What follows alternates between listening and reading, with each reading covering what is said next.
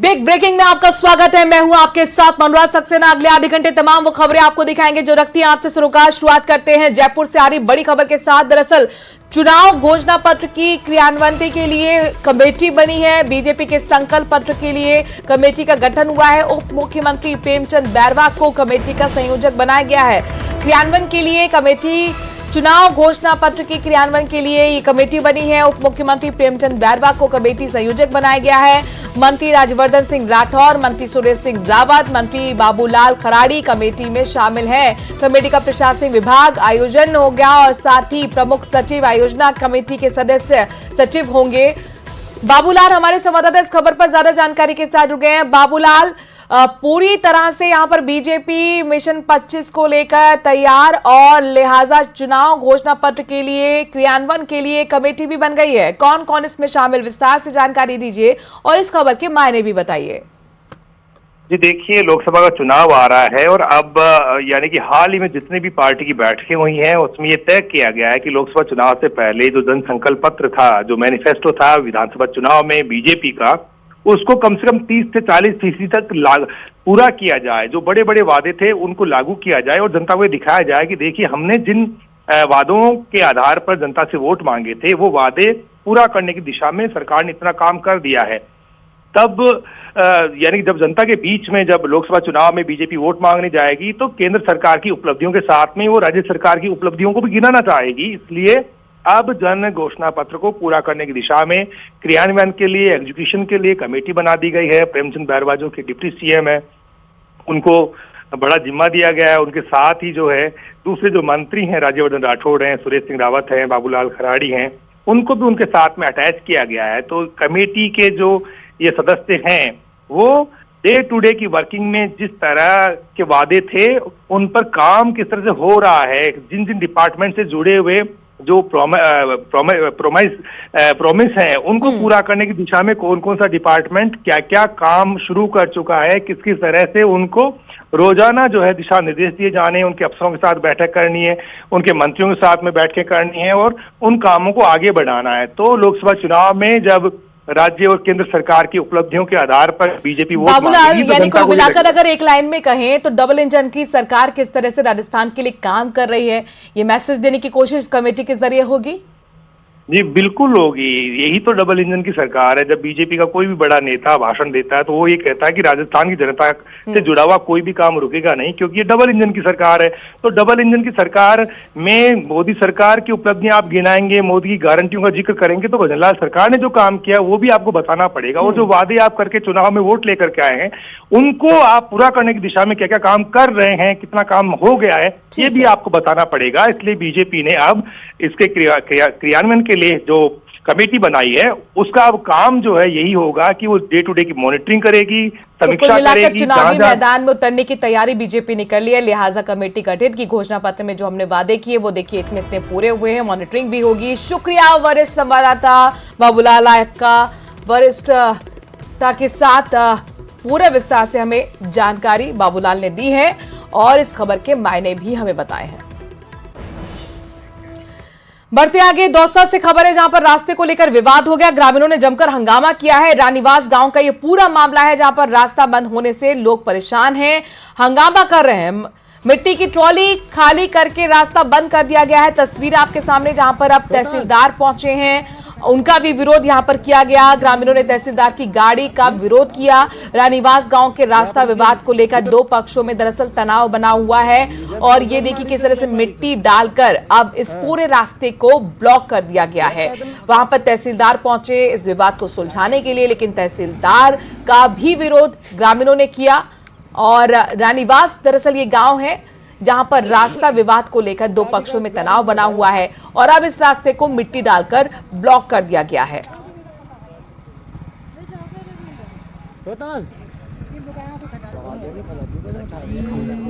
तो दौसा में रास्ते को लेकर विवाद बढ़ता हुआ नजर आ रहा है, जमकर हंगामा ग्रामीणों की तरफ से। रानीवास गांव की तस्वीरें आपके सामने हैं जहां पर रास्ता बंद होने से एक तरफ लोग परेशान हैं, हंगामा कर रहे हैं। तो देखिए अब यहां पर प्रशासन को सबक सिखाने के लिए मिट्टी का ट्रॉली लेकर पहुंच गए लोग और पूरे रास्ते को मिट्टी डालकर ब्लॉक कर दिया गया। तहसीलदार यहां पर पहुंचे, उनको भी विरोध का सामना करना पड़ा।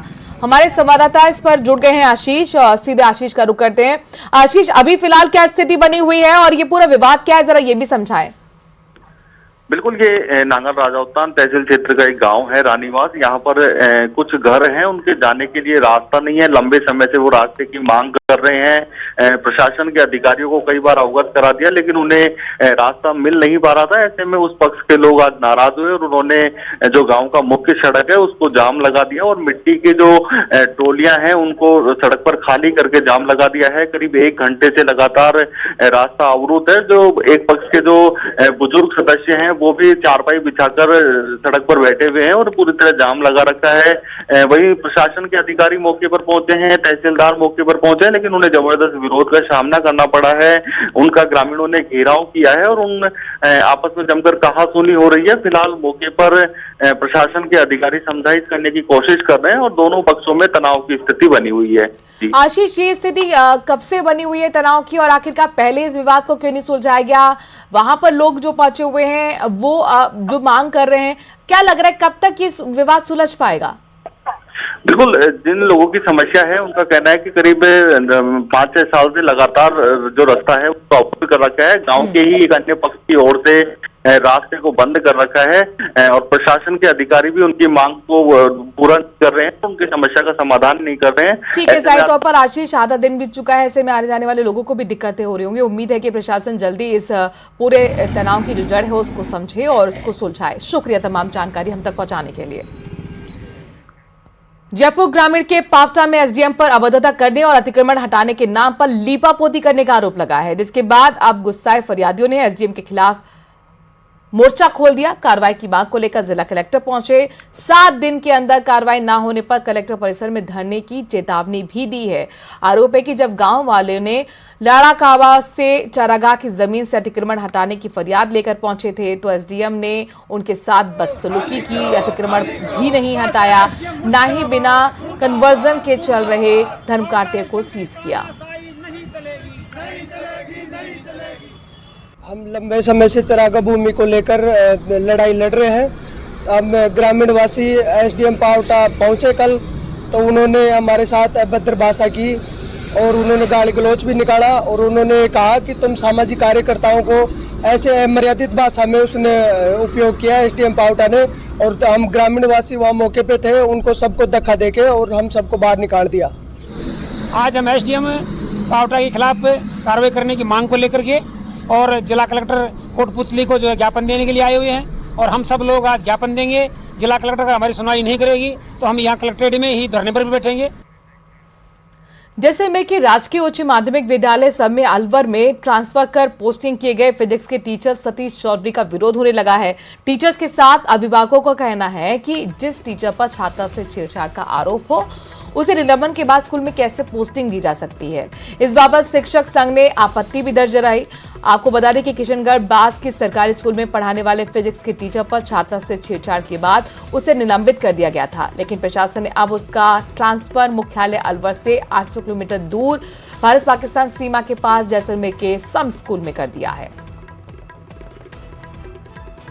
देखिए, एक राजस्थान का बहुत शर्मनाक करने वाली जो घटना थी, राजकीय उच्च माध्यमिक विद्यालय किशनगढ़ बाग अलवर के स्कूल के जो टीचर थे सतीश पूनिया, उनको सस्पेंड किया गया और उसका मुख्यालय पहले निदेशालय बीकानेर किया गया, वो अच्छा था। उसके बाद में कल एक ऑर्डर करके उनको यहाँ जैसलमेर की एक स्कूल है राजकीय उच्च माध्यमिक विद्यालय सम, जहाँ उनको भेजा गया कि वो वहाँ उपस्थित है। इसके बाद में हमारे यहाँ टीचरों में भी और अभिभावकों भी, बच्चों में भी एक अलग तरह का मैसेज गया वो शाम से कि ऐसे टीचरों के साथ में हमारे बच्चे कैसे बैठेंगे। क्रॉप कटिंग के आधार पर बकाया फसल बीमा सहित 9 सूत्री मांगों को लेकर जिले भर के किसानों के धरने की करते हैं। चूरू कलेक्टर के सामने क्रॉप कटिंग के आधार पर बकाया फसल बीमा सहित 9 सूत्री मांगों को लेकर शुक्रवार को जिले भर के किसानों ने धरना दिया।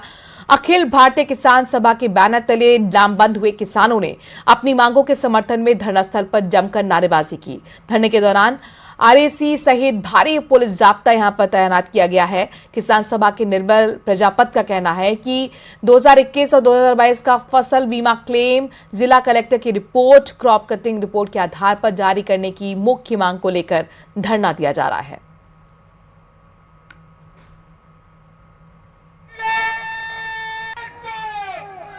बकाया फसल बीमा को लेके खरीफ 2022 का बकाया है, खरीफ 2021 का और 2023 का जो बकाया फसल बीमा है, इसको लेकर के आज एक दिन का यहाँ पे हमने धरना आयोजन किया है। इसके साथ साथ जिन किसानों का पोर्टल पे नहीं चढ़ा, जिनका प्रीमियम नहीं कटा, पटवार हल्के बदल दिए गए, ट्यूबवेल पर 6 घंटे बिजली, अभी बरसात नहीं जिसकी वजह से बिजली का लोड अब फसल पकाई के समय बढ़ेगा, स्वीकृत जीएसएस हैं वो बढ़ नहीं रहे, तो उनको लेकर के और नरेगा में पूरी मजदूरी को लेके 9 सूत्री मांग पत्र को लेके आज एक दिन का कलेक्ट्रेट के सामने किसानों का धरना प्रदर्शन जो है हमने तय किया। बात खबर के असर की करते हैं। कस्तूरबा गांधी बालिका आवासीय विद्यालय टाइप 4 में अव्यवस्था और बालिकाओं से सफाई करवाने, साथ ही समय पर खाना नहीं देने के आरोपों को लेकर राज्य बाल संरक्षण आयोग ने संज्ञान लिया है। जांच करने के लिए बाल संरक्षण गई टीम जब यहां पहुंची तो सदस्यों ने माना कि स्कूल में व्यवस्थाओं में काफी सुधार की जरूरत है। यहां आरोप यह भी लग रहा है कि लगातार अधिकारी को सच पता होने के बावजूद कार्रवाई अब तक नहीं की जा रही।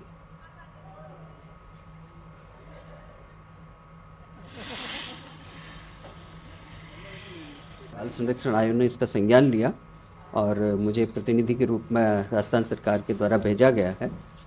तो मैंने यहाँ देखा, बालिकाओं से भी चर्चा की और यहाँ निवासित स्टाफ और जो भी यहाँ जिला के शिक्षा के अधिकारीगण हैं उन सब से चर्चा की, तो देखा बालिकाओं के व्यवस्थाओं में बहुत कुछ सुधार की अपेक्षा है। सफाई कर्मी की व्यवस्था है नहीं, वार्तालाप भी की शिक्षा अधिकारियों से, तो उस तरह से बजट में क्या प्रावधान है उसके बारे में बिल्कुल दिखवाना है कि बजट में क्या प्रावधान है या नहीं है, तो क्यों नहीं है।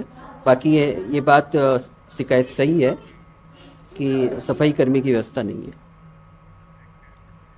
खबर वन विभाग से अवैध कब्जा हटाने की मांग को लेकर है। दरअसल 12 में वन विभाग की लापरवाही के चलते हजारों बीघा जंगल पर दबंगों ने पेड़ों को काटकर फसल बो दी है। अभी भी लोग सैकड़ों बीघा जमीन से हरे भरे पेड़ों को काटकर फसल की बुआई कर रहे हैं, इस पर कब्जा कर रहे हैं। ग्रामीण दर्जनों बार वन विभाग के साथ प्रशासन के आला अधिकारियों को ज्ञापन सौंप चुका है और जंगल को कब्जा मुक्त कराने की मांग करता रहा है, लेकिन अब बावजूद उसके जब कार्रवाई नहीं हुई तो लोगों ने अब धरना दिया।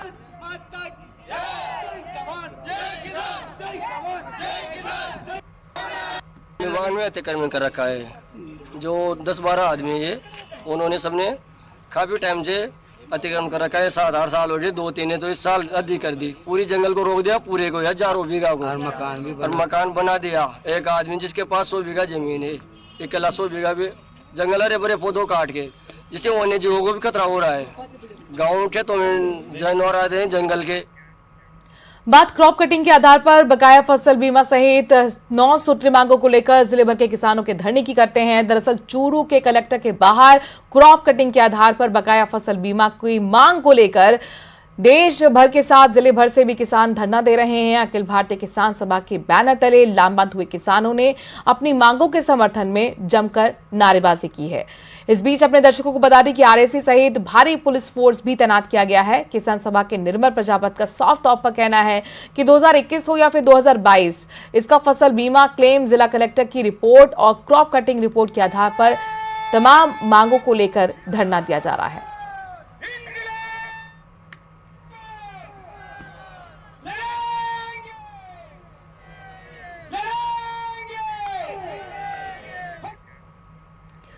चौधरी चरण सिंह को भारत रत्न मिलने पर बीजेपी के पूर्व प्रदेश अध्यक्ष सतीश पूनिया ने पीएम मोदी का आभार जताया है। कहा है कि चौधरी चरण सिंह ने अपना पूरा जीवन किसानों के लिए समर्पित किया। पूर्व की सरकारों को चौधरी साहब की याद नहीं आई। इस फैसले की गूंज दूर दूर तक सुनाई देगी। आज देश का किसान पीएम मोदी को धन्यवाद दे रहा है। चौधरी चरण सिंह को भारत रत्न देने का ऐलान किया गया है। मेरे साथ में हैं बीजेपी के पूर्व प्रदेशाध्यक्ष और कद्दावर नेता सतीश पूनिया। पूनिया साहब, बहुत देर से फैसला आया लेकिन बीजेपी की सरकार ने लिया और पीएम मोदी जी ने फैसला लिया, आप किस तरह से देखते हैं इसे? आप कह सकते हैं कि देर से आया तो वो पूर्ववर्ती सरकारों के कारण आया, दुरुस्त आया तो मोदी जी के कारण आया। और चौधरी चरण सिंह एक वो शख्सियत थे जो साफ तौर पर इस देश के प्रति, माटी के प्रति, किसानों के प्रति, और उनको ये इस बात का पूरा गुमान था कि देश की अर्थव्यवस्था वो किसान के खेत से निकलती है। वो कहते थे कि देश की आर्थिक समृद्धि का, तरक्की का रास्ता खेत और खलिहान से होके गुजरता है।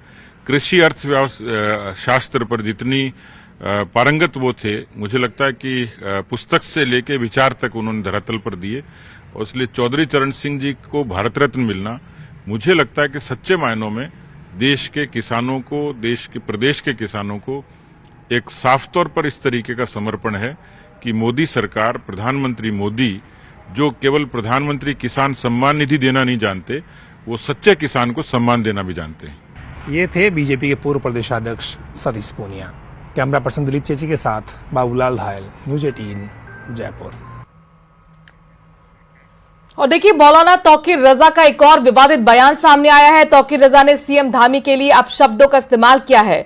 हल्द्वानी में हुई कार्रवाई को लेकर फिर से भड़काऊ बयान देते हुए नजर आए। तौकीर रजा ने कहा कि कोई हमारा घर तोड़ेगा तो हम शांत नहीं बैठेंगे। हमें अधिकार है कि कोई हम पर हमलावर हो तो हम उसकी जान ले लें। तौकीर रजा लगातार विवादित बयान देकर सुर्खियों में रहे हैं और एक बार फिर तौकीर रजा का विवादित बयान सामने आया है। सीएम धामी के लिए उन्होंने अपशब्दों का इस्तेमाल किया। इसके साथ साथ हल्द्वानी में जहां पर संवेदनशील स्थिति बनी हुई है, वहां जो कार्रवाई हुई उसको लेकर वो भड़काऊ बयान देते हुए नजर आए हैं। तौकीर रजा कह रहे हैं कि अगर कोई हमारा घर तोड़ेगा तो हम भी शांत नहीं बैठने वाले। ये हमारा अधिकार है कि कोई हम पर हमलावर हो तो हम उसकी जान ले ले। तो जाहिर तौर पर ये भड़काऊ बयान आग में घी डालने का काम करेगा, चूंकि हल्द्वानी में जिस तरह से संवेदनशील स्थिति बनी हुई है, और इस बीच तौकीर रजा का ये बयान जाहिर तौर पर भड़काऊ बयान माना जा रहा है। मौलाना तौकीर रजा ने एक बार फिर विवादित बयान दिया है। आपको बता दें कि सीएम धामी के लिए न सिर्फ अपशब्दों का इस्तेमाल किया, बल्कि हल्द्वानी में कार्रवाई को लेकर भड़काऊ बयान तक दिया है। हल्द्वानी में बवाल किसने कराया? धामी अगर बुलडोजर तुम हमारे घर पे चला दोगे, हम अंधे और बहरे बने बैठे रहेंगे? अब किसी बुलडोजर को बर्दाश्त नहीं किया जाएगा।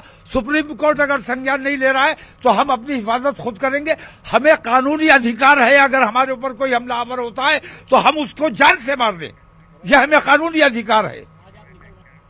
और अब बात जरा पाकिस्तान की करते हैं। पड़ोसी मुल्क पाकिस्तान में आम चुनाव के बाद काउंटिंग हो रही है। जो रुझान और नतीजे सामने आए हैं उससे तस्वीर अभी साफ नहीं हो रही, लेकिन जेल में बंद इमरान खान के निर्दलीय समर्थक लगातार जीत दर्ज करा रहे हैं। नवाज शरीफ और बिलावल भुट्टो की पार्टी को कड़ी टक्कर मिल रही है।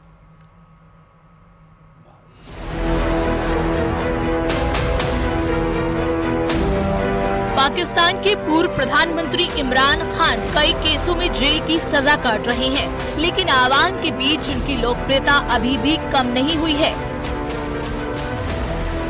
क्योंकि पाकिस्तान में हुए आम चुनाव के जिस तरह नतीजे सामने आ रहे हैं, उससे इमरान के समर्थकों का बोलबाला दिख रहा है। चुनाव आयोग ने इमरान की पार्टी का सिंबल फ्रीज कर दिया था, जिसमें इमरान खान के समर्थक नेता निर्दलीय चुनाव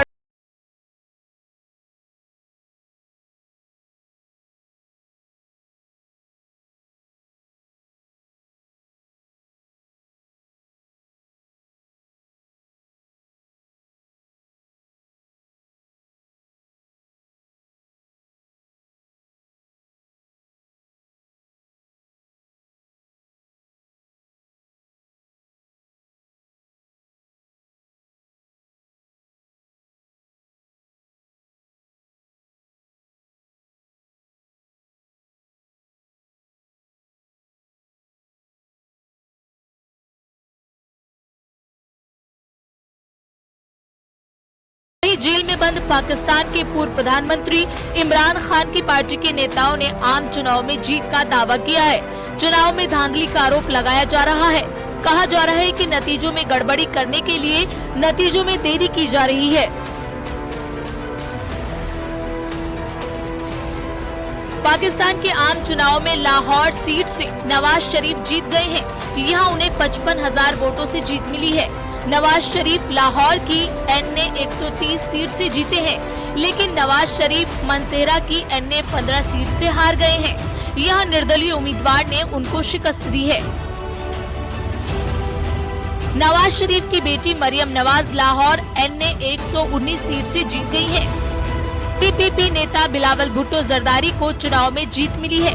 बिलावल शाहदाद कोट सीट से जीते हैं। वहीं इस बार चुनाव में आतंकियों की भी भरमार है, लेकिन लाहौर की आवाम ने आतंकी हाफिज सईद को बड़ा झटका दिया है।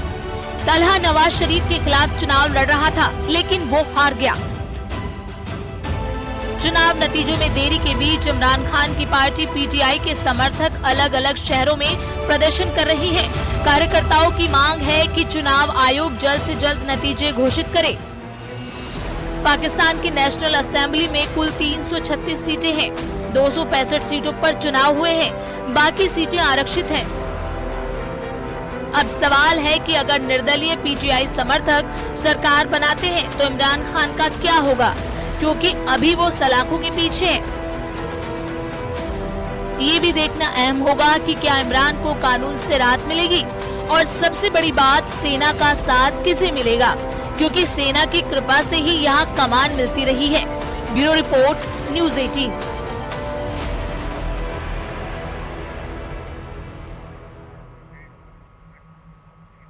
इस खबर के साथ वक्त थोड़े से ब्रेक का है। देश और विदेश की बाकी खबरों के लिए बने रहिए न्यूज़ 18 राजस्थान के साथ। नमस्कार।